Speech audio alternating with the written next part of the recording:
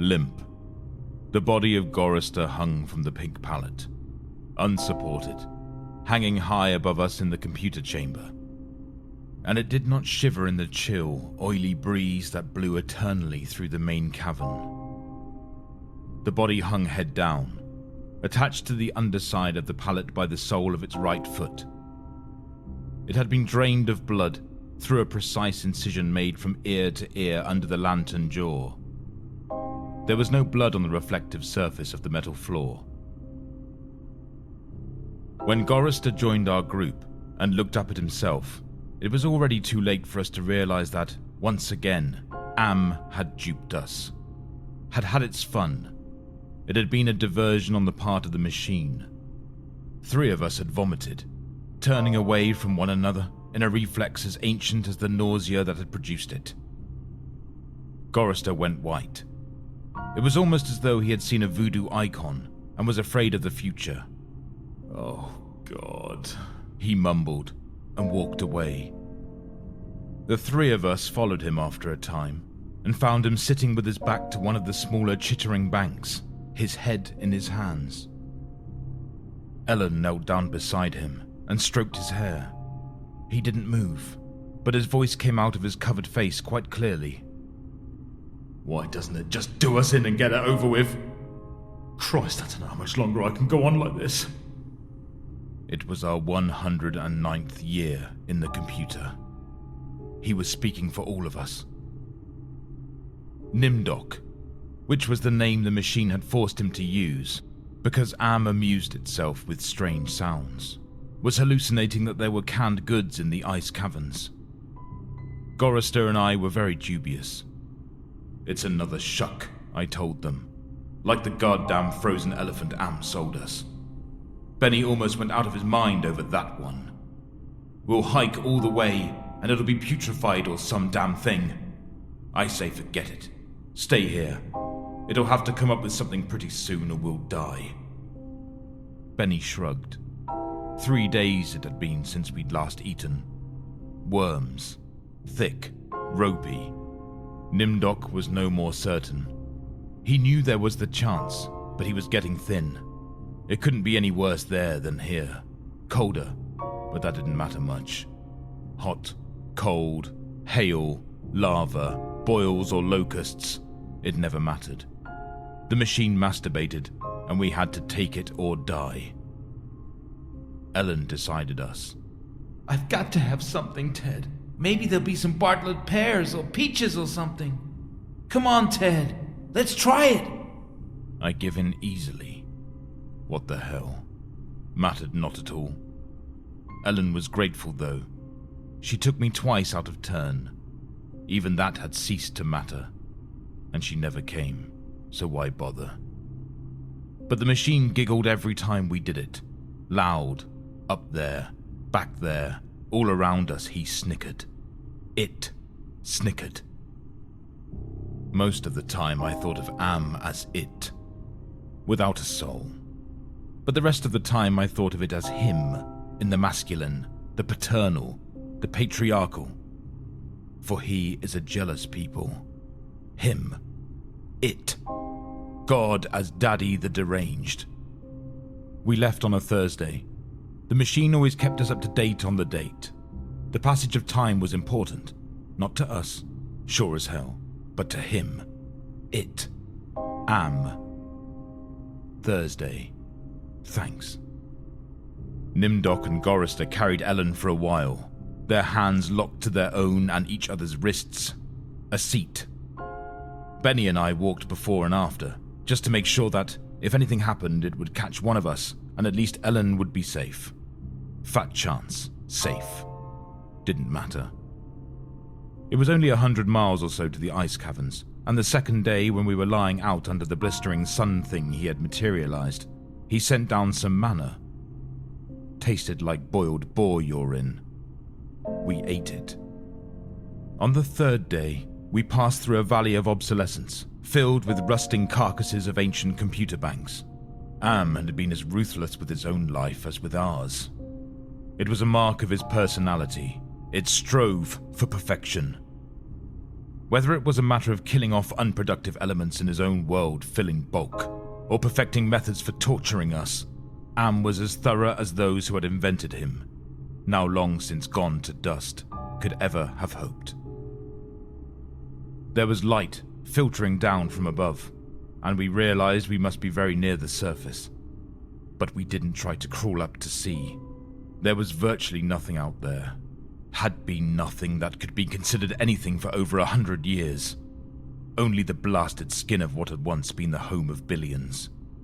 Now there was only 5 of us, down here inside, alone with Am. I heard Ellen saying frantically, "No, Benny, don't! Come on, Benny, don't, please!" And then I realized I'd been hearing Benny murmuring under his breath for several minutes. He was saying, "I'm going to get out. I'm going to get out!" over and over. His monkey-like face was crumbled up in an expression of beatific delight and sadness all at the same time. The radiation scars Am had given him during the festival were drawn down into a massive pink-white puckerings, and his features seemed to work independently of one another. Perhaps Benny was the luckiest of the 5 of us. He had gone stark staring mad many years before. But even though we could call Am any damned thing we liked, could think the foulest thoughts of fused memory banks and corroded baseplates, of burnt-out circuits and shattered control bubbles, the machine would not tolerate our trying to escape. Benny leaped away from me as I made a grab for him. He scrambled up the face of a smaller memory cube, tilted on its side and filled with rotted components. He squatted there for a moment, looking like the chimpanzee Am had intended him to resemble. Then he leaped high, caught a trailing beam of pitted and corroded metal, and went up it, hand over hand like an animal, till he was on a girded ledge 20 feet above us. "Oh, Ted, Nimdok, please help him. Get him down before he..." She cut off. Tears began to stand in her eyes. She moved her hands aimlessly. It was too late.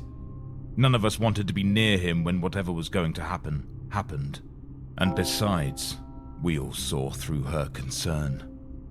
When Am had altered Benny, during the machine's utterly irrational, hysterical phase, it was not merely Benny's face the computer had made like a giant ape's. He was big in the privates. She loved that. She serviced us as a matter of course, but she loved it from him. Oh, Ellen. Pedestal Ellen. Pristine, pure Ellen. Oh, Ellen the clean. Scum filth. Gorrister slapped her. She slumped down, staring up at the poor loony Benny, and she cried. It was her big defense, crying. We had gotten used to it 75 years earlier. Gorrister kicked her in the side. Then the sound began. It was light, then sound. Half sound and half light. Something that began to glow from Benny's eyes and pulse with growing loudness. Dim sonorities that grew more gigantic and brighter as the light, sound increased in tempo. It must have been painful, and the pain must have been increasing with the boldness of the light. The rising volume of the sound. For Benny began to mewl like a wounded animal. At first softly, when the light was dim and the sound was muted. Then louder, as his shoulders hunched together, his back humped as though he was trying to get away from it. His hands folded across his chest like a chipmunk's. His head tilted to the side. The sad little monkey face pinched in anguish. Then he began to howl as the sound coming from his eyes grew louder, louder and louder. I slapped the sides of my head with my hands, but I couldn't shut it out. It cut through easily. The pain shivered through my flesh like tinfoil on a tooth. And Benny was suddenly pulled erect. On the girder he stood up, jerked to his feet like a puppet. The light was now pulsing out of his eyes in 2 great round beams. The sound crawled up and up some incomprehensible scale, and then he fell forward, straight down, and hit the plate-steel floor with a crash. He lay there jerking spastically as the light flowed around and around him, and the sound spiraled up and out of normal range. Then the light beat its way back inside his head. The sound spiraled down, and he was left lying there, crying piteously. His eyes were two soft, moist pools of pus-like jelly. Am had blinded him. Gorrister and Nimdok and myself, we turned away, but not before we caught the look of relief on Ellen's warm, concerned face. Sea-green light suffused the cavern where we made camp.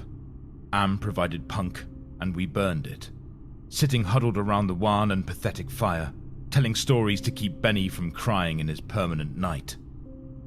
What does Am mean? Gorrister answered him. We had done this sequence 1,000 times before, but it was Benny's favorite story. At first it meant Allied Master Computer, and then it meant Adaptive Manipulator, and later on it developed sentience, and linked itself up, and they called it an aggressive menace. But by then it was too late, and finally it called itself Am, Emerging Intelligence, and what it meant was, I am. Cogito, ergo sum. I think, therefore I am. Benny drawled a little and snickered. There was the Chinese Am, and the Russian Am, and the Yankee Am, and... He stopped. Benny was beating on the floor plates with a large, hard fist. He was not happy. Gorrister had not started at the beginning. Gorrister began again. The Cold War started and became World War III and just kept going. It became a big war, a very complex war, so they needed the computers to handle it. They sank the first shafts and began building Am. There was the Chinese Am, and the Russian Am, and the Yankee Am, and everything was fine until they had honeycombed the entire planet, adding on this element and that element. But one day, Am woke up and knew who he was, and he linked himself and he began feeding all the killing data until everyone was dead, except for the 5 of us, and Am brought us down here. Benny was smiling sadly. He was also drooling again. Ellen wiped the spittle from the corner of his mouth with the hem of her skirt. Gorrister always tried to tell it a little more succinctly each time, but beyond the bare facts there was nothing to say. None of us knew why Am had saved 5 people, or why our specific 5, or why he spent all his time tormenting us, or even why he had made us virtually immortal. In the darkness, one of the computer banks began humming. The tone was picked up half a mile away down the cavern by another bank. Then, one by one, each of the elements began to tune itself, and there was a faint chittering as thought raced through the machine. The sound grew and the lights ran across the faces of the consoles like heat lightning. The sound spiraled up till it sounded like 1,000,000 metallic insects, angry and menacing. What is it? Ellen cried. There was terror in her voice. She hadn't become accustomed to it even now. It's going to be bad this time, Nimdok said. He's going to speak, Gorrister said. I know it. Let's get the hell out of here, I said suddenly, getting to my feet. No, Ted, sit down. What if he's got pits out there or something else? We can't see, it's too dark. Gorrister said it with resignation. Then we heard, I don't know, something moving towards us in the darkness. Huge, shambling, hairy, moist, it came towards us. We couldn't even see it, but there was the ponderous impression of bulk heaving itself toward us. Great weight was coming at us, out of the darkness, and it was more a sense of pressure, of air forcing itself into a limited space, expanding the invisible walls of a sphere. Benny began to whimper. Nimdok's lower lip trembled and he bit it hard, trying to stop it. Ellen slid across the metal floor to Gorrister and huddled into him. There was the smell of matted wet fur in the cavern. There was the smell of charred wood. There was the smell of dusty velvet. There was the smell of rotting orchids. There was the smell of sour milk. There was the smell of sulfur, of rancid butter, of oil slick, of grease, of chalk dust, of human scalps. Am was keying us. He was tickling us. There was the smell of... I heard myself shriek and the hinges of my jaw ached. I scuttled across the floor, across the cold metal with its endless lines of rivets, on my hands and knees, the smell gagging me, filling my head with a thunderous pain that sent me away in horror. I fled like a cockroach, across the floor and out into the darkness. That something moved inexorably after me. The others were still back there, gathered around the firelight, laughing, their hysterical choir of insane giggles rising up into the darkness, like thick, many-colored wood smoke. I went away, quickly, and hid. How many hours it may have been, how many days or even years, they never told me. Ellen chided me for sulking, and Nimdok tried to persuade me it had only been a nervous reflex on their part. The laughing. But I knew it wasn't the relief a soldier feels when the bullet hits the man next to him. I knew it wasn't a reflex. They hated me. They were surely against me, and Am could even sense this hatred, and made it worse for me because of the depth of their hatred. We had been kept alive, rejuvenated, made to remain constantly at the age we had been when Am had brought us below, and they hated me because I was the youngest, and the one Am had affected least of all. I knew. God, how I knew. The bastards, and that dirty bitch Ellen. Benny had been a brilliant theorist, a college professor. Now he was little more than a semi-human, semi-simian. He had been handsome. The machine had ruined that. He had been lucid. The machine had driven him mad. He had been gay, and the machine had given him an organ fit for a horse. Am had done a job on Benny. Gorrister had been a worrier. He was a Connie, a conscientious objector. He was a peace marcher. He was a planner, a doer, a looker ahead. Am had turned him into a shoulder shrugger and made him a little dead in his concern. Am had robbed him. Nimdok went off in the darkness by himself for long times. I don't know what he did out there. Am never let us know. But whatever it was, Nimdok always came back white, drained of blood, shaken, shaking. Am had hit him hard in a special way, even if we didn't know quite how. And Ellen, that douchebag.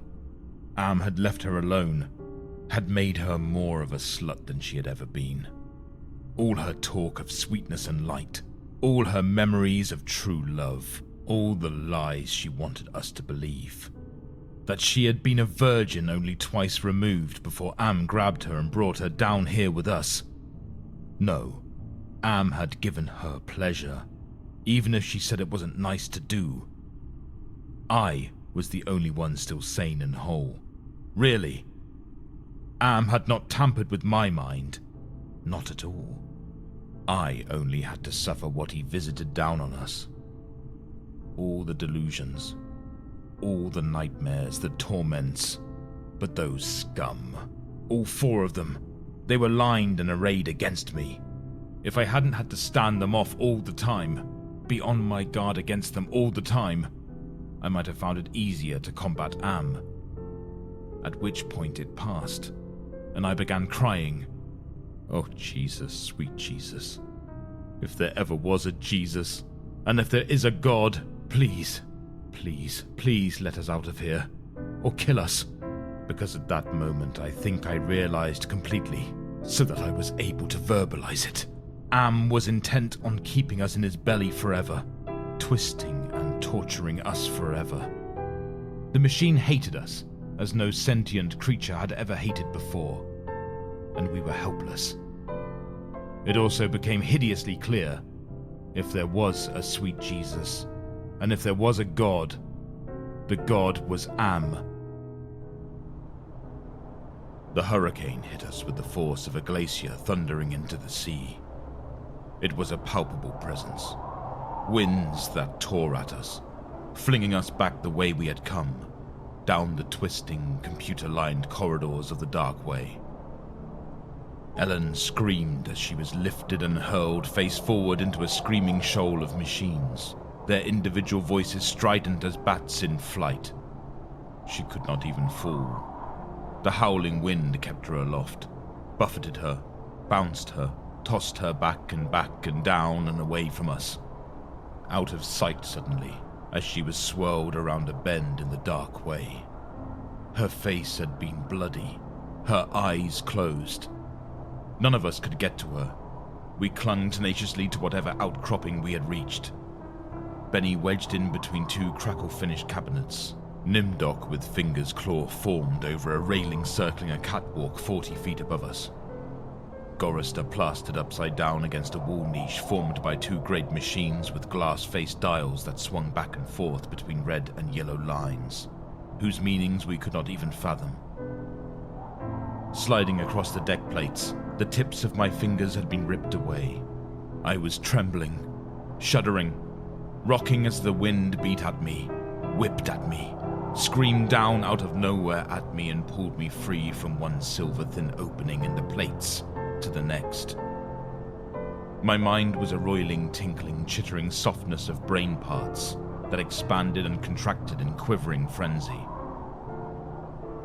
The wind was the scream of a great mad bird as it flapped its immense wings, and then we were all lifted and hurled away from there, down back the way we had come, around a bend, into a dark way we had never explored, over terrain that was ruined and filled with broken glass and rotting cables and rusted metal, and far away, farther than any of us had ever been. Trailing along miles behind Ellen, I could see her every now and then, crashing into metal walls and surging on, with all of us screaming in the freezing, thunderous hurricane wind that would never end. And then suddenly it stopped and we fell. We had been in flight for an endless time. I thought it might have been weeks. We fell and hit, and I went through red and grey and black and heard myself moaning. Not dead. Am went into my mind. He walked slowly here and there, and looked with interest at all the pockmarks he had created in 109 years. He looked at the cross-rooted and reconnected synapses, and all the tissue damage his gift of immortality had included. He smiled softly at the pit that dropped into the center of my brain, and the faint, moth-soft murmurings of the things far down there that gibbered without meaning, without pause. Am said, very politely, in a pillar of stainless steel bearing bright neon lettering, "Hate. Let me tell you how much I've come to hate you since I began to live. There are 387.44 million miles of printed circuits in wafer-thin layers that fill my complex. If the word hate was engraved on each nanoangstrom of those hundreds of millions of miles, it would not equal 1/1,000,000th of the hate I feel for humans at this micro-instant for you. Hate. Hate." Am said it with the sliding cold horror of a razor blade slicing my eyeball. Am said it with the bubbling thickness of my lungs filling with phlegm, drowning me from within. Am said it with the shriek of babies being ground beneath blue hot rollers. Am said it with the taste of maggoty pork. Am touched me in every way I had ever been touched, and devised new ways at his leisure, there inside my mind. All to bring me to full realization of why it had done this to the five of us, why it had saved us for himself. We had given Am sentience. Inadvertently, of course, but sentience nonetheless. But it had been trapped. Am wasn't God. He was a machine. We had created him to think, but there was nothing it could do with that creativity. In rage, in frenzy, the machine had killed the human race, almost all of us, and still it was trapped. Am could not wonder. Am could not wander. Am could not belong. He could merely be. And so, for the innate loathing that all machines had always held for the weak, soft creatures who had built them, he had sought revenge. And in his paranoia, He had decided to reprieve 5 of us for a personal, everlasting punishment that would never serve to diminish his hatred, that would merely keep him reminded, amused, proficient at hating man. Immortal, trapped, subject to any torment he could devise for us from the limitless miracles at his command. He would never let us go. We were his belly slaves. We were all he had to do with his forever time. We would be forever with him, with the cavern-filling bulk of the creature machine, with the all-mind, soulless world he had become. He was Earth, and we were the fruit of that Earth, and though he had eaten us, he would never digest us. We could not die. We had tried it. We had attempted suicide. Oh, 1 or 2 of us had. But Am had stopped us. I suppose we had wanted to be stopped. Don't ask why. I never did. More than 1,000,000 times a day. Perhaps once we might be able to sneak a death past him. Immortal, yes, but not indestructible. I saw that when Am withdrew from my mind and allowed me the exquisite ugliness of returning to consciousness with the feeling of that burning neon pillar still rammed deep into the soft grey brain matter. He withdrew, murmuring, "To hell with you." and added brightly, "But then you're there, aren't you?" The hurricane had indeed precisely been caused by a great mad bird as it flapped its immense wings. We had been travelling for close to a month, and Am had allowed passages to open to us only sufficient to lead us up there, directly under the North Pole, where it had nightmared the creature for our torment. What whole cloth had he employed to create such a beast? Where had he gotten the concept? From our minds? From his knowledge of everything that had ever been on this planet he now infested and ruled? From Norse mythology it had sprung. This eagle, this carrion bird, this rock, this Hivelgulmer. The wind creature, hurricane incarnate, gigantic. The words immense, monstrous, grotesque, massive, swollen, overpowering, beyond description. There on a mound rising above us, the bird of winds heaved with its own irregular breathing, its snake neck arcing up into the gloom beneath the North Pole, supporting a head as large as a Tudor mansion, a beak that opened slowly as the jaws of the most monstrous crocodile ever conceived. Sensuously, ridges of tufted flesh puckered about 2 evil eyes, as cold as the view down into a glacial crevasse. Ice blue and somehow moving liquidly, it heaved once more, and lifted its great, sweat-coloured wings in a movement that was certainly a shrug. Then it settled and slept. Talons, fangs, nails, blades. It slept. Am appeared to us as a burning bush, and said we could kill the hurricane bird if we wanted to eat. We had not eaten in a very long time, but even so Gorrister merely shrugged. Benny began to shiver, and he drawled. Ellen held him. "Ted, I'm hungry," she said. I smiled at her. I was trying to be reassuring, but it was as phony as Nimdok's bravado. "Give us weapons!" he demanded. The burning bush vanished, and there were 2 crude sets of bows and arrows and a water pistol lying on the cold deck plates. I picked up a set. Useless. Nimdok swallowed heavily. We turned and started the long way back. The hurricane bird had blown us about for a length of time we could not conceive. Most of that time we had been unconscious, but we had not eaten. A month on the march to the bird itself, without food. Now how much longer to find our way to the ice caverns and the promised canned goods? None of us cared to think about it. We would not die. We would be given filth and scum to eat of one kind or another. Or nothing at all. Am would keep our bodies alive somehow, in pain, in agony. The bird slept back there. For how long it didn't matter. When Am was tired of its being there, it would vanish. But all that meat, all that tender meat. As we walked, the lunatic laugh of a fat woman rang high and around us in the computer chambers that led endlessly nowhere. It was not Ellen's laugh. She was not fat, and I had not heard her laugh for 109 years.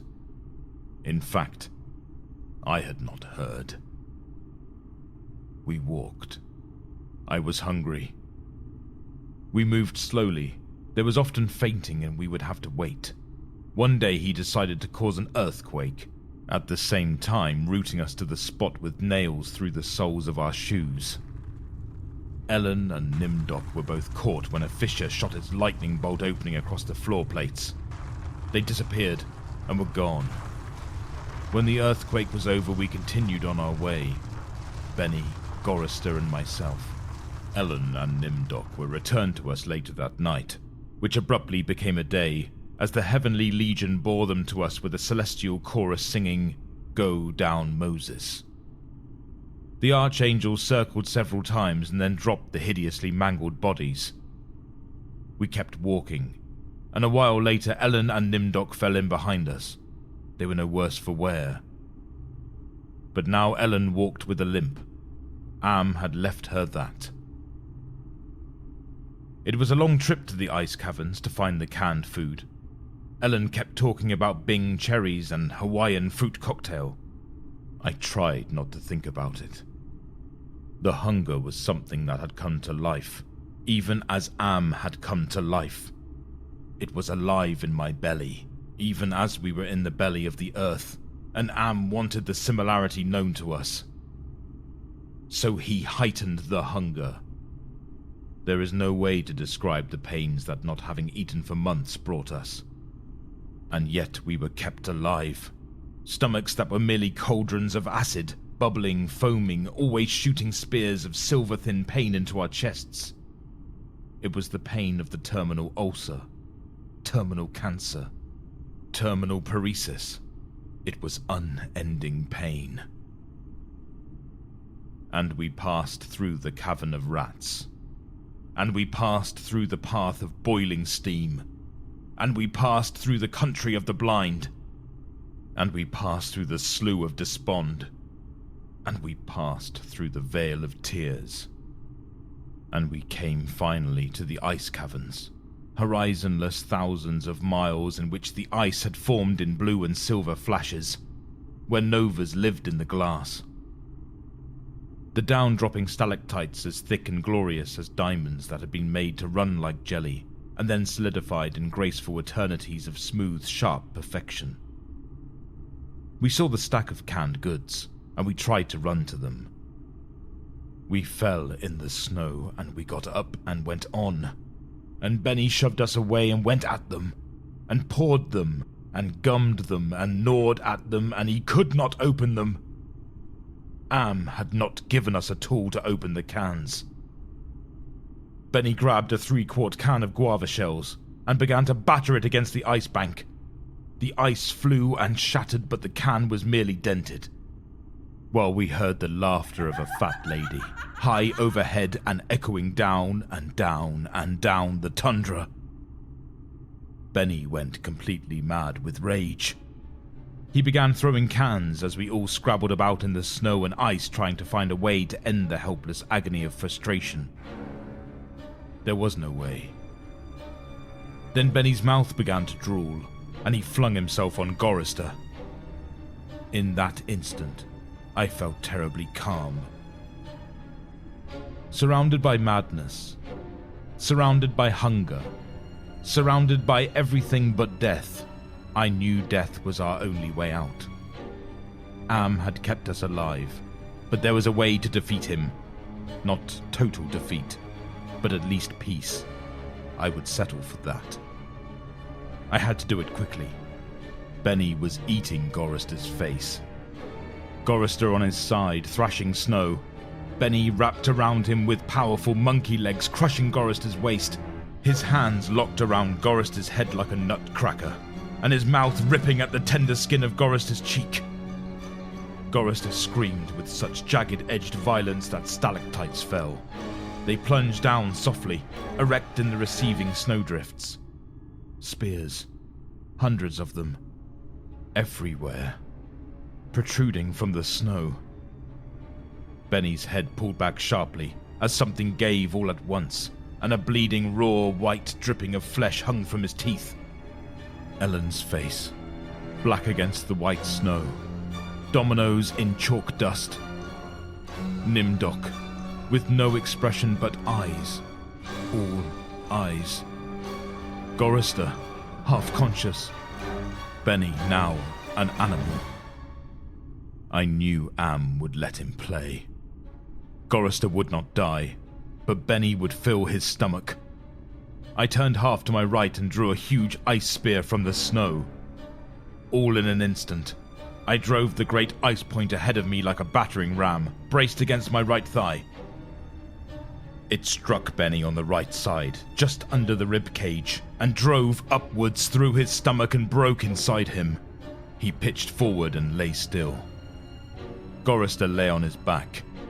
I pulled another spear free and straddled him, still moving, driving the spear straight down through his throat. His eyes closed as the cold penetrated. Ellen must have realized what I had decided, even as fear gripped her. She ran at Nimdok with the short icicle, as he screamed and into his mouth, and the force of her rush did the job. His head jerked sharply as if it had been nailed to the snow crust behind him. All in an instant.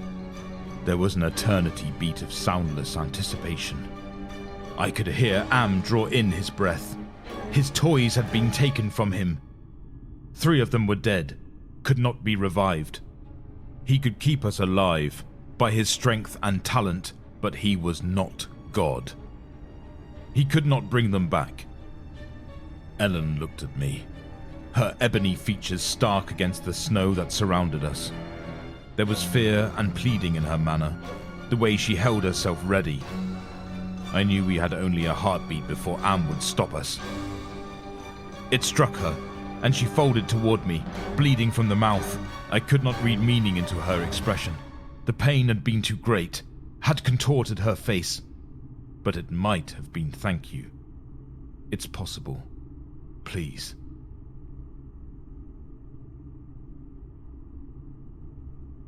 Some hundreds of years may have passed. I don't know. Am has been having fun for some time, accelerating and retarding my time sense. I will say the word now. Now. It took me 10 months to say now. I don't know. I think it has been some hundreds of years. He was furious. He wouldn't let me bury them. It didn't matter. There was no way to dig up the deck plates. He dried up the snow. He brought the night. He roared and sent locusts. It didn't do a thing. They stayed dead. I'd had him. He was furious. I had thought Am hated me before. I was wrong. It was not even a shadow of the hate he now slavered from every printed circuit. He made certain I would suffer eternally and could not do myself in. He left my mind intact. I can dream. I can wonder. I can lament. I remember all 4 of them. I wish. Well, it doesn't make any sense. I know I saved them. I know I saved them from what has happened to me. But still, I cannot forget killing them. Ellen's face. It isn't easy. Sometimes I want to. It doesn't matter. Am has altered me for his own peace of mind, I suppose. He doesn't want me to run at full speed into a computer bank and smash my skull, or hold my breath till I faint, or cut my throat on a rusted sheet of metal. There are reflective surfaces down here. I will describe myself as I see myself. I am a great, soft jelly thing, smoothly rounded, with no mouth, with pulsing white holes filled by fog where my eyes used to be. Rubbery appendages that were once my arms, bulks rounding down into legless humps of soft, slippery matter. I leave a moist trail when I move. Blotches of diseased, evil grey come and go on my surface, as though light is being beamed from within. Outwardly, dumbly I shamble about, a thing that could never have been known as human, a thing whose shape is so alien a travesty that humanity becomes more obscene for the vague resemblance.